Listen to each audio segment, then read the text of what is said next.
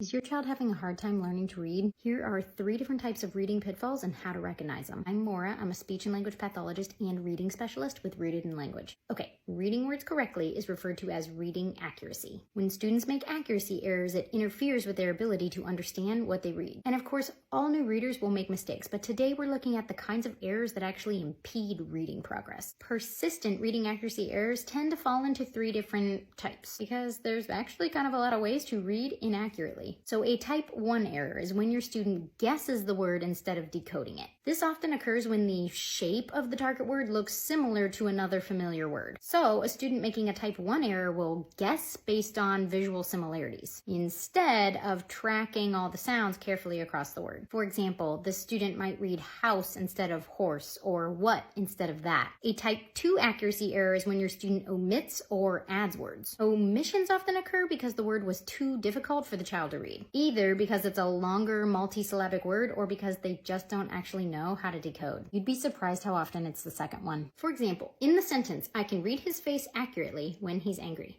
The student might read, I can read his face when he's angry. The student omitted the difficult word accurately. Or words may be omitted because they're small, inconsequential words, and your student just skips over some of them because they aren't really tracking diligently. These tend to be words like articles, prepositions, conjunctions, etc. But why might a student add words when they read? Well, additions often occur when a student makes a partial guess on a word, often by adding or substituting a suffix, which then causes a trickle-down effect, a need to grammatically adjust the sentence. For example, in the sentence, the horse stands alone in the field, a student might read, the horse is standing alone in the field. See, they made a type 1 error on the word stands by reading standing, which then caused a type 2 error of an addition because they had to adjust for that verb tense change by adding the helping verb is. Complicated? Why, yes it is. A type 3 error is when your student attempts to sound out or decode a word, but does it incorrectly. An example of this would be like if your student tries to sound out the word found, but instead reads fond or fund. This type of error often occurs with vowel teams because the reader hasn't learned or solidified what sound that combination of vowels makes. Or,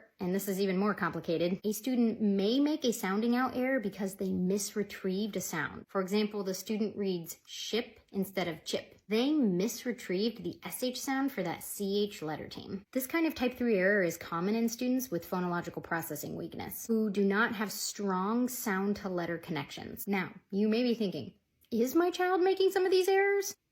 They might be. If you aren't their educator and or you don't have them read out loud to you regularly, you may have no idea. So if you're suspecting some reading struggle, we can help you assess that. Click our link in the bio for our free 5-step guide to assess your students' reading skills. We'll guide you through how to get a complete picture of your child's reading and what reading level they can actually handle independently. Warning, warning, it may not match what they're being given at school, but wouldn't you want to know that? If they're drowning, let's teach them to swim. You got this. Get answers using our 5-step reading assessment download link in the bio.